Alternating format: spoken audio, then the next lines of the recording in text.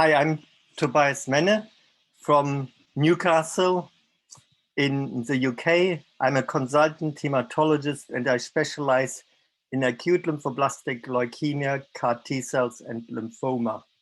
And I will present here the highlights from EHA regards patients with ALL, adult patients with ALL.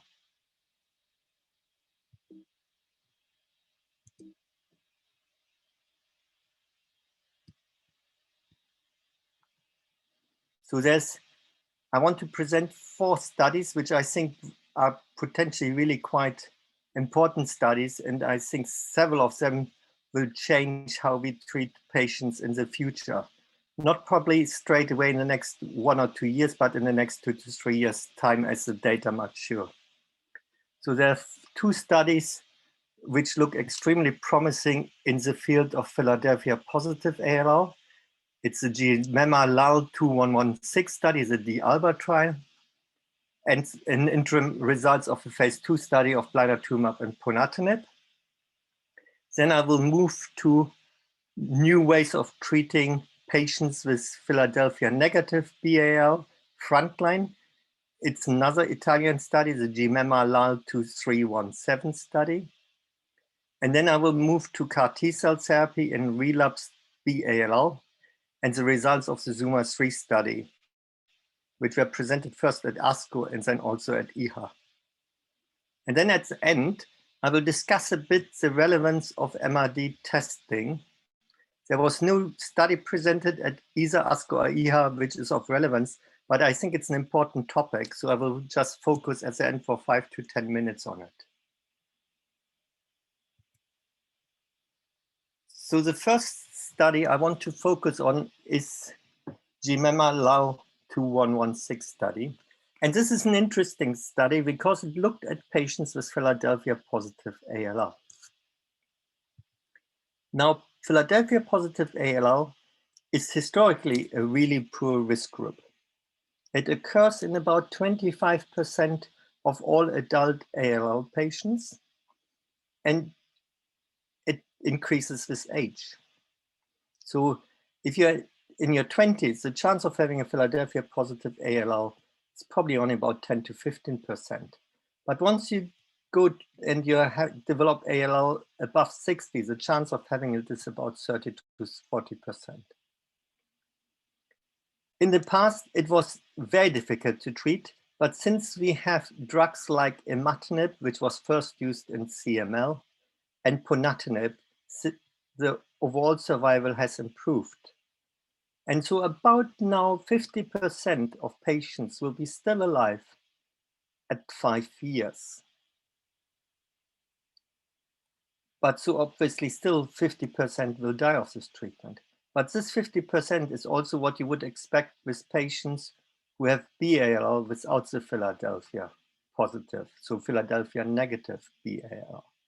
So by using TKIs, you have now a similar survival than in those patients who don't have Philadelphia positive ALL. The problem is with this treatment, chemotherapy is generally toxic, and we know that Philadelphia positive ALL patients are more susceptible to get more toxicity. We don't understand why this is the case, but we know if we give them the standard kind of chemotherapy, they have a higher chance of dying from the treatment and having higher chance of having quite significant toxicities. And we know this from a study in the UK we had giving them the standard form of chemotherapy, you end up with a 3 to 4-fold higher treatment-related toxicity than in patients who are not Philadelphia negative, Philadelphia positive. So the question is really, can you improve this treatment by giving chemo-free therapy? And this is the study, which is the seminal PESP study, which has already been published, and I will show you in the New England. And this study looked at, can you combine an antibody called blinatumomab, which is normally used in a relapse setting, and it's a bispecific antibody where you bring T cells close to the leukemic cells, and then your own immune cells, the T cells, will kill off the leukemic cells. And we know it works reasonably well in a relapse setting, but it's not curative unless you have a transplant. So here they try to combine it with one of the more second generation TKIs, which is, so instead of imatinib, they used a better drug called dasatinib.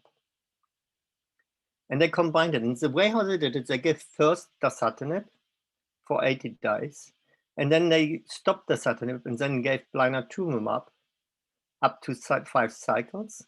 And then they started back on dasatinib. And this was presented originally in 2020 in the New England paper. And it showed that at 2 years, we had still an overall survival of 95% and a disease-free survival of 88%. And there was a subgroup of patients who have a certain genetic mutations, which did worse, but this was somehow expected because we know that patients with the so-called IKZF1 plus do, generally speaking, worse than patients who haven't got these mutations. And this patient group was kind of typical patient group you would expect. Median age of 54, and males and females relatively similar. So what they do now in this one, they gave us an update. The New England paper was about published a year ago, and now they have more follow-up data. Instead of 18 months follow-ups, they have now nearly 3 years of follow-up data. And what you can see is a lot of patients who have this treatment go into a good overall molecular response, and more importantly, complete molecular response or just about detectable disease. But we know that those so-called patients with PNQ, where they have just about detectable disease with very fancy methods using molecular technologies, where you look at the cell of 1 in 10,000 or 1 in 100,000. So if you still detect a cell at less than 1 in 10,000, it's just at the threshold of detection. But we know that these patients do as well as patients with a complete molecular remission. And so more than 50% of patients will go into complete molecular remission or PNQs. And these patients do very well. And what it also shows is, as you continue with the treatment, the remission gets deeper and deeper. So you can see the overall molecular responses that just gradually increase from 77 at 3 months to 95% at 9 months. And that's the overall survival outcomes at 3 years now. You can see there's still 80% are alive and in remission. And from the disease-free survival, still more than 70% of patients are disease-free, which is completely unheard of if you give standard chemotherapy. The standard chemotherapy would be at 3 years, more than 50% of patients would have relapsed already, and probably just about 50% would be still alive at 3 years. And what you also can see is that these curves start to look like they're getting a plateau.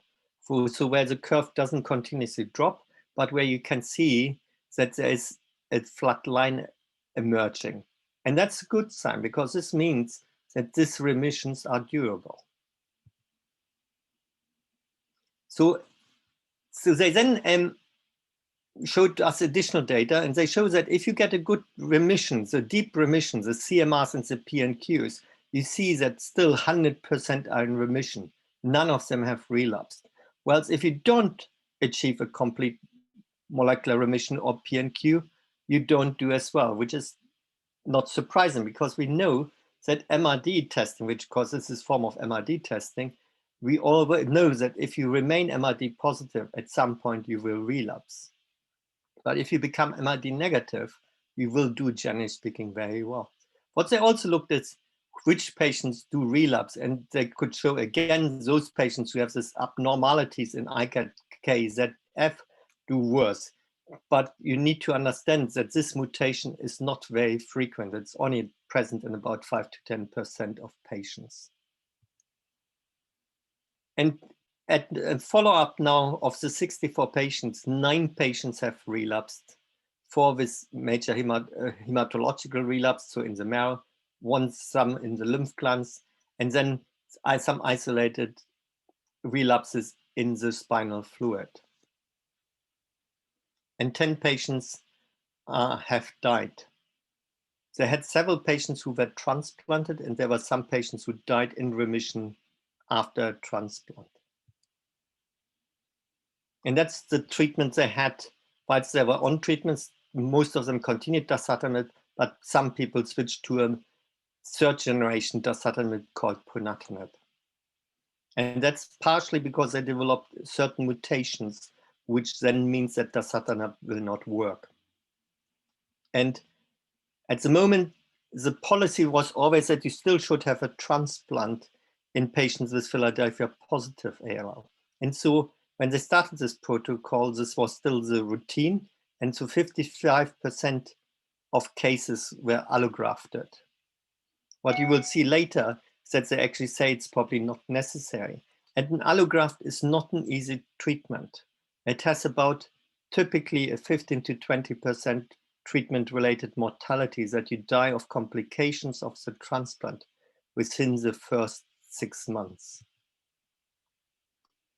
And here you can see, unfortunately, it didn't show which marker is which line. I assume that the red line is the transplant arm and the blue one is the non-transplant arm, but unfortunately they forgot to put down the marker. But the important thing is, well, their conclusion was that patients who are in a good remission do not benefit from a transplant. And they said that they would recommend that you probably just continue with your current treatment. So the conclusion was that this looks very promising and that transplants have not improved survival. There is a concern that some of the relapses were isolated CNS relapse, and there's a question perhaps that you need to give them some more chemotherapy into the into this fluids, into the spinal fluid by giving intrathecal. So that was the first study. But what was clear is that dasatinib might be not the best TKI, and that ponatinib, which is a more advanced TKI, which prevents the 315 mutations occurring, which occurred in half of the patients who relapsed, that you might be better giving ponatinib up front. And so it was very nice to see that in the same session, the MD Anderson presented some data where they did de facto the same study as the Italians had done, but instead of giving dasatinib, they had replaced dasatinib, the second generation dasatinib, with a third generation TKI called ponatinib. And they had done some additional things. What they did on top of this, they decided to give all treatments straight from the get-go. In the Italian studies, they gave first dasatinib for 80 days, then they gave blinatumomab for 5 cycles, and then they started dasatinib again. But in this study, they're just giving everything together. So you start your dasatinib, and at the same time point, you get the 4 weeks of blinatumomab. And then the cycle repeats every 6 weeks, and you give another 4 cycles of ponatinib and dasatinib.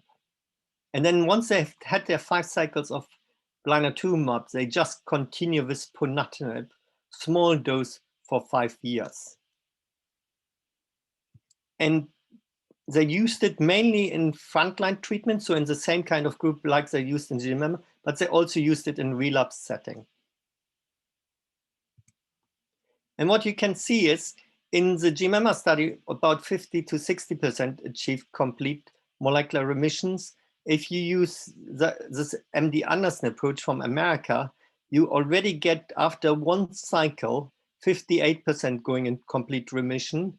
And if you continue further, this deepens and 85% will go into complete molecular remission, which is very striking. And even in a relapse setting where our outcomes are normally not great. You still get very deep remissions. And if they looked at the patients, of the 20 patients treated in frontline treatment, only one patient has died.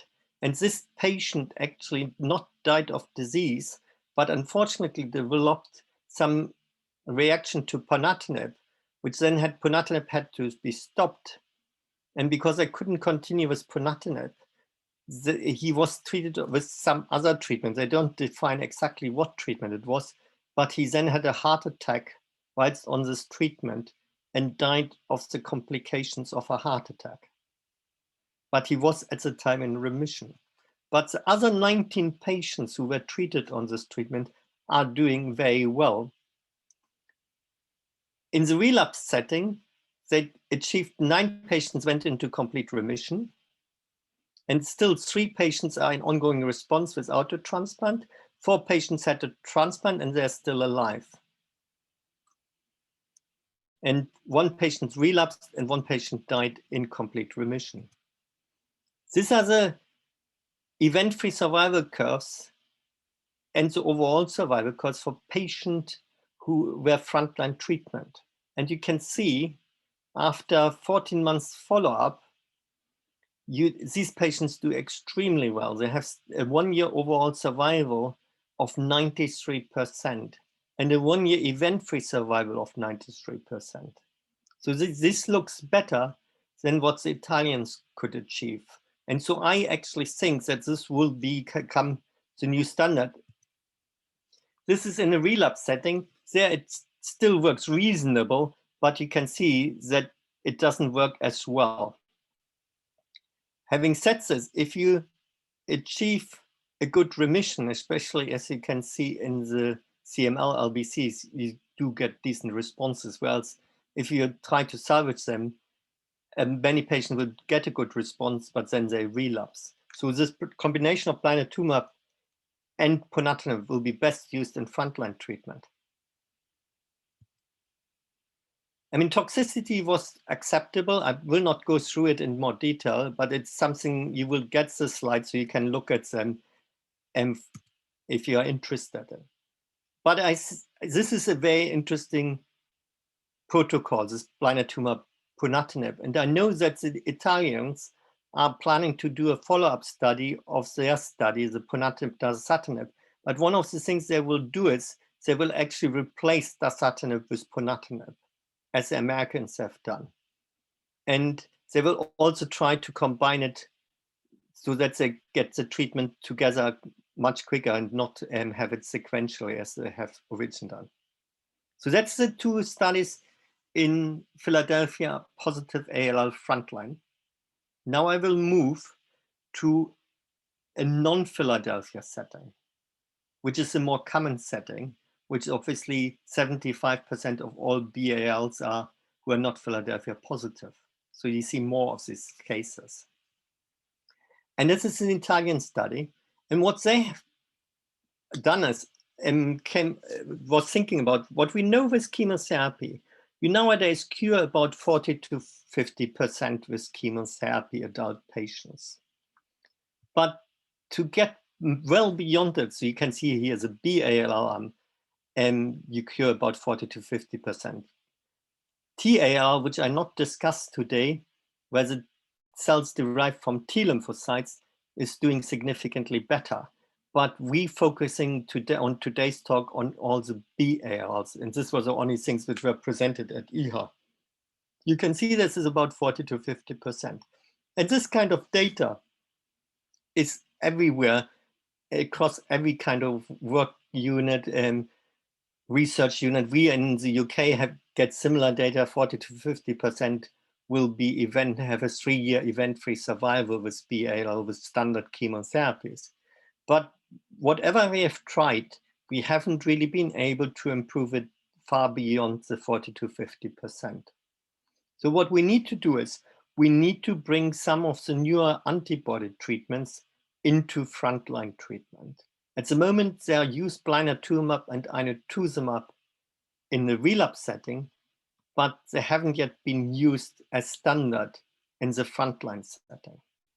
And what this group has done, the Italians, they decided they would add blinatumomab to part of the frontline treatment. And they would do it sequential. So they would give patients the standard kind of 3 treatment blocks up front, but then they would give a course of blinatumomab, and then they would continue with chemotherapy blocks and give another course of blinatumomab as cycle number 8. And then they would continue with chemotherapy and then maintenance. And if you had at some points extremely high risk features, you would have a transplant either here after 4 cycles or at the end of treatment if you are still MRD positive. But most patients wouldn't undergo transplant. They would just continue with maintenance once they've finished their 8 blocks of treatment.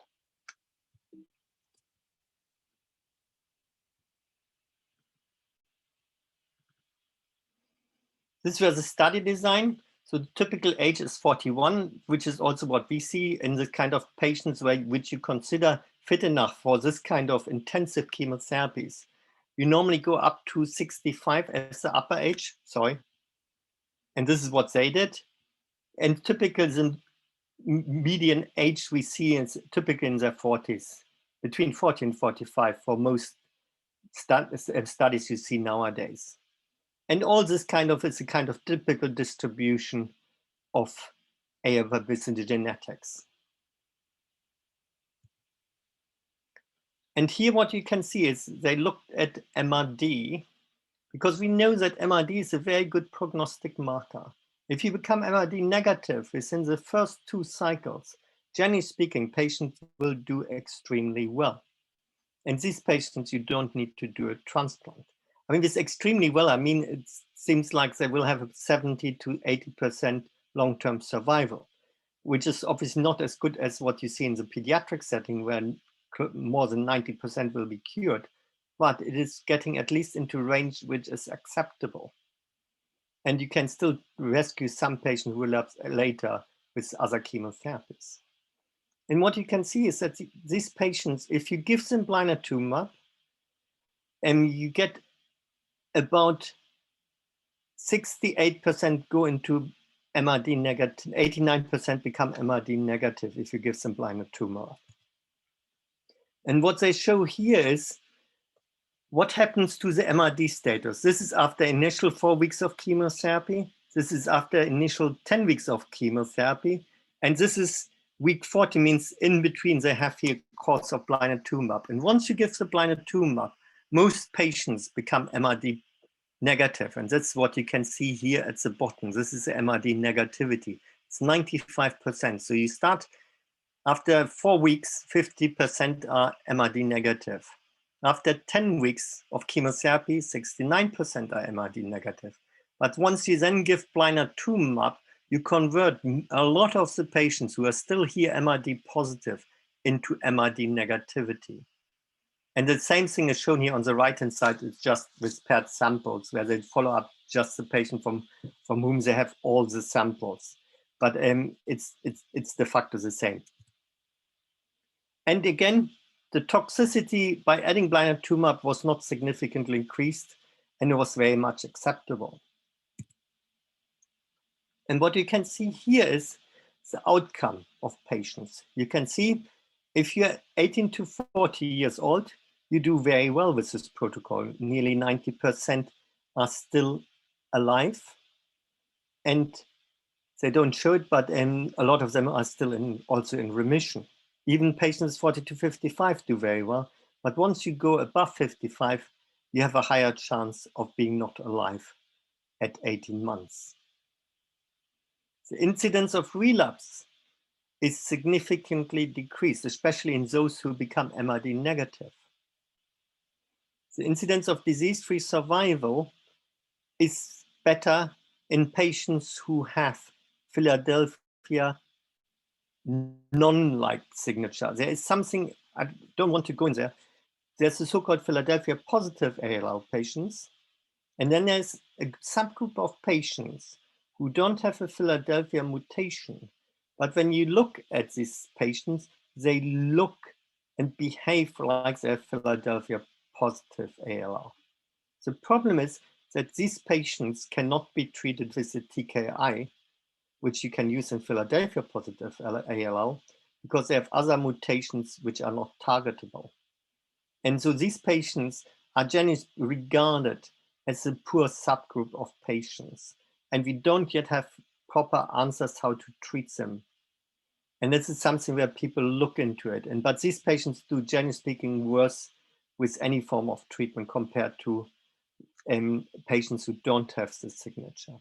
And this signature is typically present in about 25% of patients who are not Philadelphia positive. So about 75% of patients of all BLLs will not have a Philadelphia chromosome, but then a third of these ones will have this Philadelphia-like signature. So this treatment of adding blinatumomab looks very promising.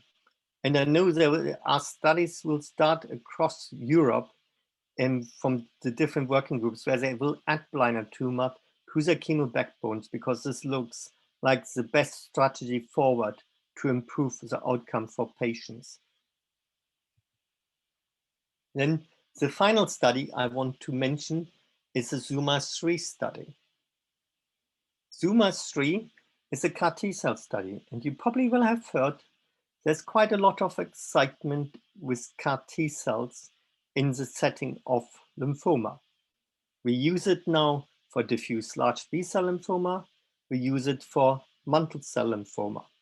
And for mantle cell lymphoma, we use a product called Tecartus, or KTAX19. And that's the same product what they used in this study. There is also CAR T-cells approved called Tysogen, like Luso, which is approved for diffuse large B-cell lymphoma and ALL in the pediatric setting and the young adults up to the age of 25.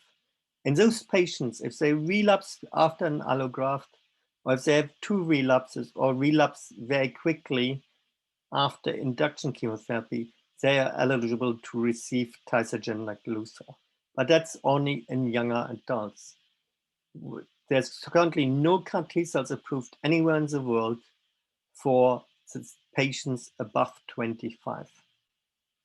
And what we believe that this product, the KTEX19, will probably be the first one to be approved in this setting. Most likely by the FDA later this year, and probably even by the EMA in the end of the final quarter of 21 or the first quarter of 22. I mean, that's what people expect. So in a relapse setting, we know that patients, generally speaking, do badly. Once you have relapsed with BALL, even if you use blinatumomab or inotuzumab or ponatinib in a relapsed Philadelphia positive setting and try to transplant them, you only have about a 20 to 25% chance of achieving long-term remissions.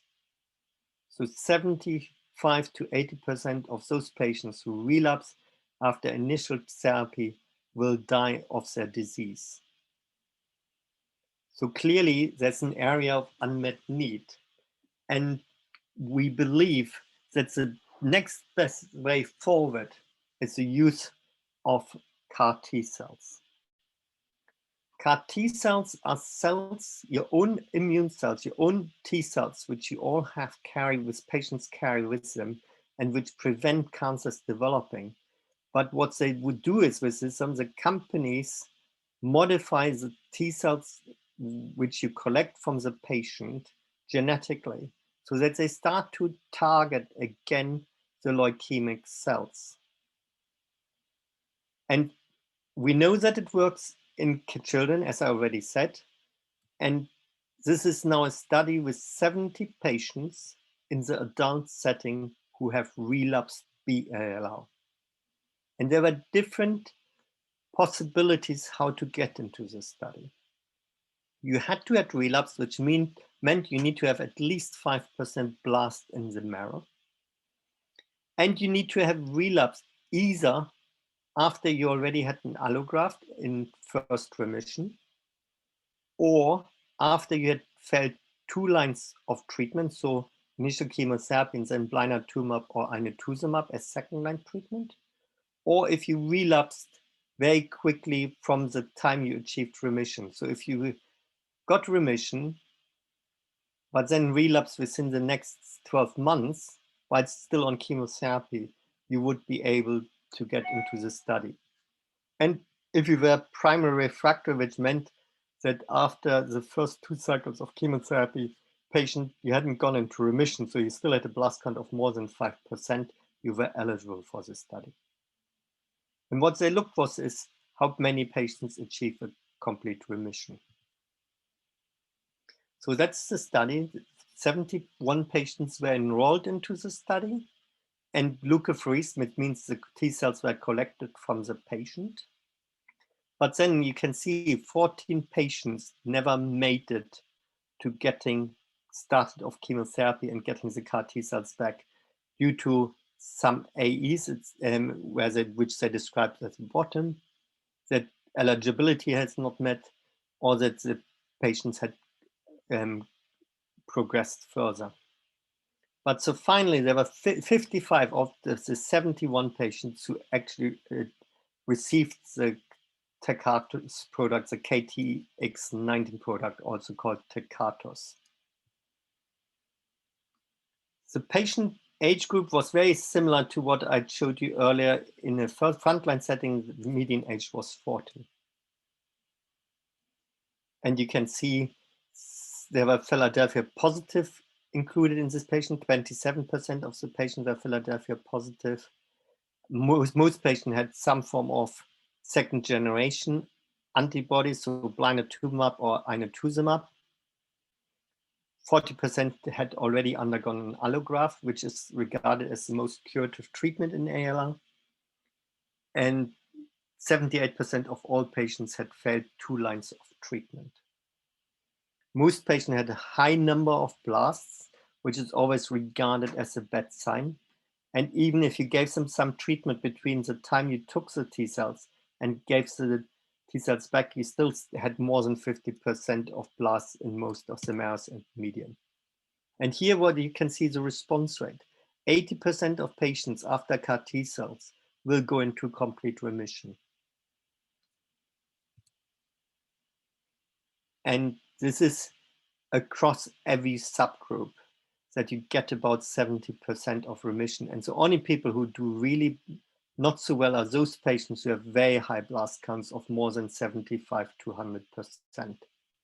And that's something which probably with better bridging, they could reduce this blast count so that you get better responses. But otherwise, it looks relatively similar across all areas. And that's the duration of response. So those patients who go into good remission, so CR, CIs, you can see that they have a median duration of response of 12 months. But there's not yet an obvious plateau reached. And so overall survival at 12 months is good. And the median overall survival is 18 months. And the median relapse-free survival is 11.6 months. If you achieve a complete remission, you will do better, which is not unexpected because this is what we always see. If you don't get a good remission after CAR T cells, you will not do well. Then the CAR T cells just haven't worked well. The side effects is what we see also with patients with diffuse large B-cell lymphoma and with all the CAR T cells. You get the so-called cytokine release syndrome, which actually I think they mentioned here somewhere, and neurotoxicity. Yes, sorry, it's here. This the cytokine release syndrome is 24%, and the neurotoxicity is 25%. That's grade 3s.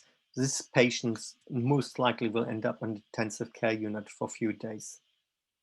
And the use of tocilizumab, steroids, and vasopressors was high, which are all treatments you give to fight some of the side effects which you get with CAR T cells. The good thing is that this the side effects normally last for 7 to 9 days, and then patients just feel much better quite quickly afterwards. So you just have to treat them well during this period of cytokine release syndrome and neurotoxicity, but they will do well afterwards. And patients do best if they have a good expansion of CAR T cells. And that's what we know from all studies. So you typically infuse them 100 million CAR T cells, and then they expand to 100 billion CAR T cells within 7 days to 10 days. And so what is really important is that they get this expansion, because it's all these T cells you create, all the T cells you generate, the patient generates these billions of CAR T cells, which are killing off the tumor cells. And so you need this expansion. The more cells you get, the better you do in ongoing remissions, in complete remissions, and achieving MRD negativity. So this study looks promising. It's the beginning of CAR T cells in adults, I think, and I would not be surprised if we will start to see this treatment appearing in Europe in the next year for adult patients. And it will be the first CAR T cells, I think, which will be approved within Europe in this setting. So now I want to switch to something different, and that's the importance of MRD measuring. We all nowadays monitor MRD, and it's actually most likely the most important predictive marker of how patients will respond in the long term. And just to describe what it means, when we originally present, you have more than 5% blast in the marrow. And that's how you define a complete remission. If you have more than 5% of blast or less than 5% of blast. And this is based on what when you look under a microscope and count the abnormal cells, the blasts. But the problem is, this was in the past our own technology, the only technology we had.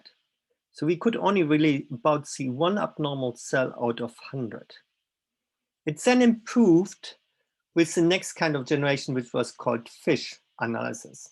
And with this one, if you're lucky, you could get to 1 in 500, 1 in 300 abnormal cells you could detect. But this gets you only to 10 to the power of -2, 10 to the power of -3, so relatively low levels. Now with the new ways of monitoring molecular for abnormalities which were originally present in the leukemic clone, you can go down to far lower levels, 10 to the power of -4, which is 1 in 10,000, but you can even go down to 1 in 100,000. And even with the best technologies based on next generation sequencing, you can go down to 1 in a million cells. What we know from most ALL studies is that the cutoff of 10 to the power of -4 is quite predictive. If you have a level below 10 to the power of 4 MRD or you're MRD negative, you will do, generally speaking, quite well. And as the levels rise, you will do worse. And I will show you data for this. And so what we want to know is, when you become MRD negative, will you remain MRD negative, or will it at some point reoccur? And so what you can do is you can do sequential monitoring of MRD readings. If they remain negative, then after a while, you think once you reach 2 years, 3 years of MRD negative, probably these patients are cured. But if at any time points MRD levels become positive again, this indicates that this patient will relapse. There's different techniques of MRD testing. We still use flow cytometry, multicolor with 8 to 10 or even 12 colors, but this has been replaced by PCR-based methods, which is more sensitive. Having said, people will tell us that with the best flow cytometry, you can get 1 in 10,000 as well. But with PCRs, you can get to 1 in 100,000. And with the next generation sequencing, as I already said, you can go up to 1 in a million. On the right-hand side, you have a case of someone with MRD measuring in blood and bone marrow. And you can see this patient was in a CR, but still had positive MRD levels, then relapsed, had some treatment, went into remission, but unfortunately still relapsed with MRD negativity and then relapsed again. And we know that the MRD is most prognostic in the initial treatment. It's probably not as prognostic in a relapse setting, but in the initial setting, it's highly prognostic in predicting who will do well and who will not do well. That's data from UCAL14, where we look at what happens to patients. UCAL14 results haven't been published, but these were published as interim results presented at EHA 2017. So this is 2013. We looked at patients who have relapsed, and we looked at them, what happens to those who were negative of the MRD after 2 cycles and those who were MRD positive. And what you can see here clearly, that at 2 years, if you are MRD negative, you had only 20% chance of relapsing, whereas if you are MRD positive, you had a 60% chance of relapsing. And at 3 years, it's still about only 25% if you're MRD negative, but it is well above 70% if you are MRD positive. You can see there's clear difference between patients who are MRD positive and those who are MRD negative. So if you're MRD negative, you have a good chance to do very well with just continuous treatment, whereas if you're MRD positive, there's a high chance that you will relapse at some point. And this has been shown in every working group studies. There's a German study, the GMAL study, and you can see if you're in a molecular remission, so MRD negative, you have an 81% chance of long-term survival. But if you're MRD negative, after induction, it's typical 2 cycles, you have only a 33% chance of long-term survival. The French group showed us the same. If you're MRD negative, which is these ones, the green line, you do very well. And if you're MRD negative and had a transplant, you do not really do significantly better. That's an American group where they looked at MRD negativity, and you can see those who are MRD negative with green line do better, but that's in a relapse setting. That's in Dutch group study, the NRG, and there you see that if you're in a molecular remission, complete molecular remission, you do very well. If you are in a PNQ, which is less than 10 to the minus of 4, you don't do as well, but that's a bit of an exception because most studies show that if you're less than 10 to the power of minus 4, you probably do as well as CMRs, but this was an exception in the study. But as your MRD levels goes up, you gradually do worse. And especially once you go above 1 in 1,000, your chance of relapse is very high.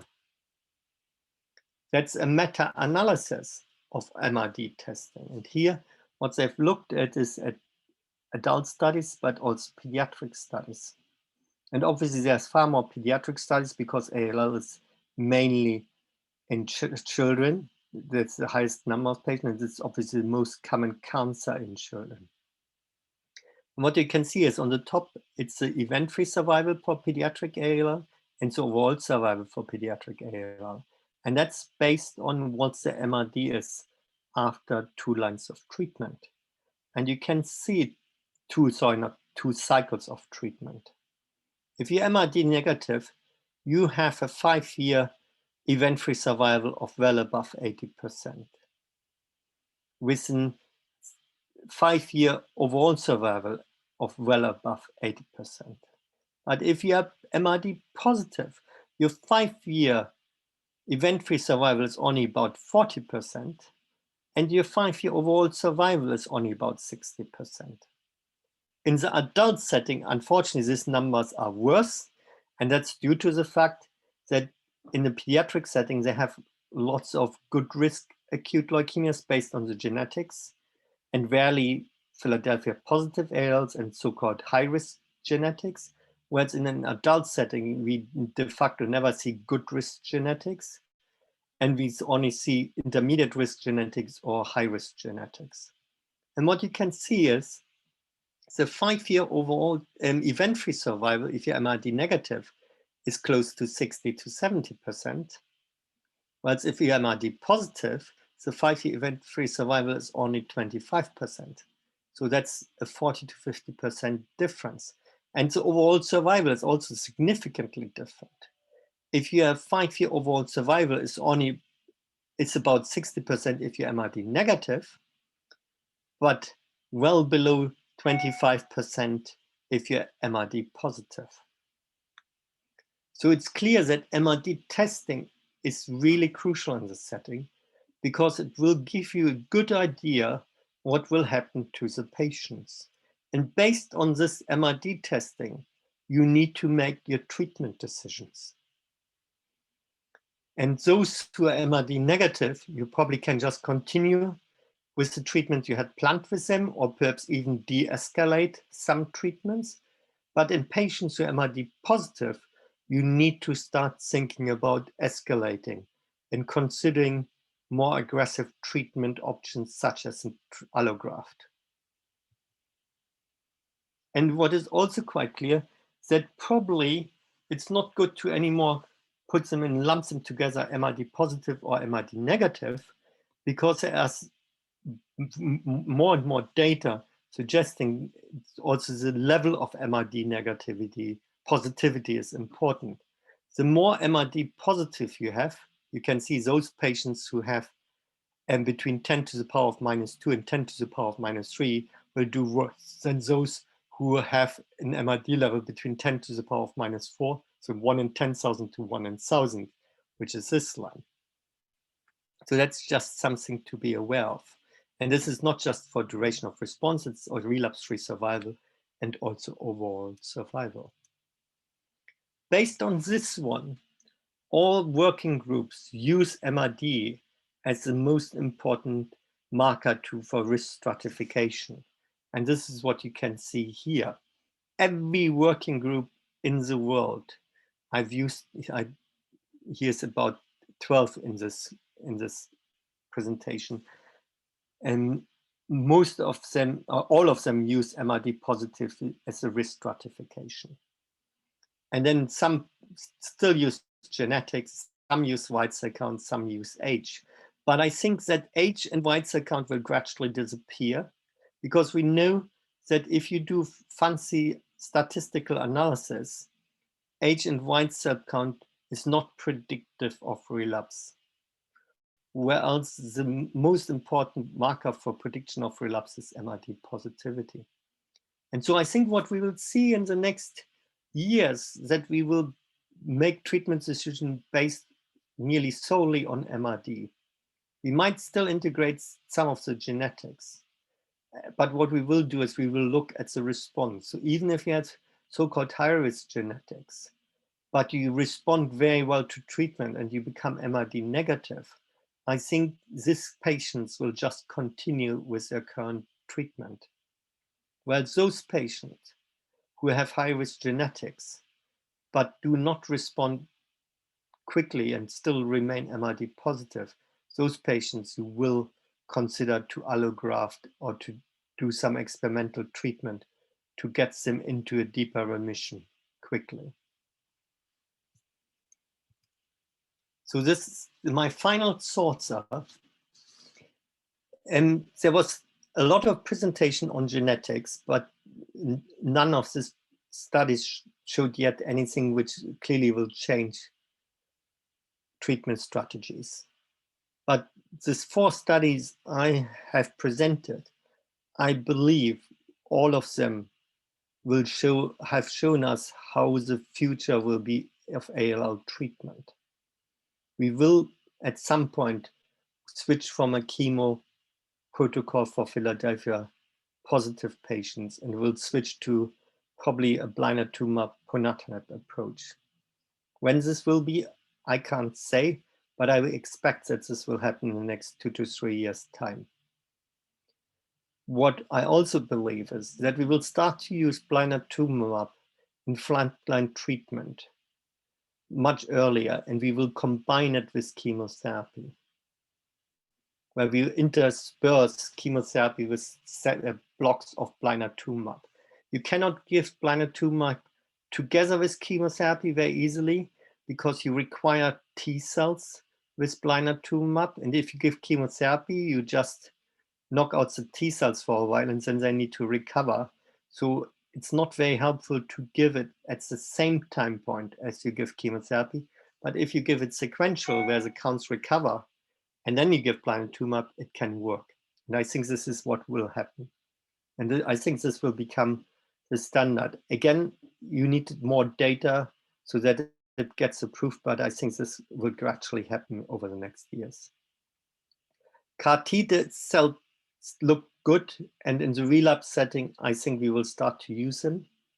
And as I already said, I do believe that this drug will be approved first by the US regulatory agency and then by the European regulatory agency.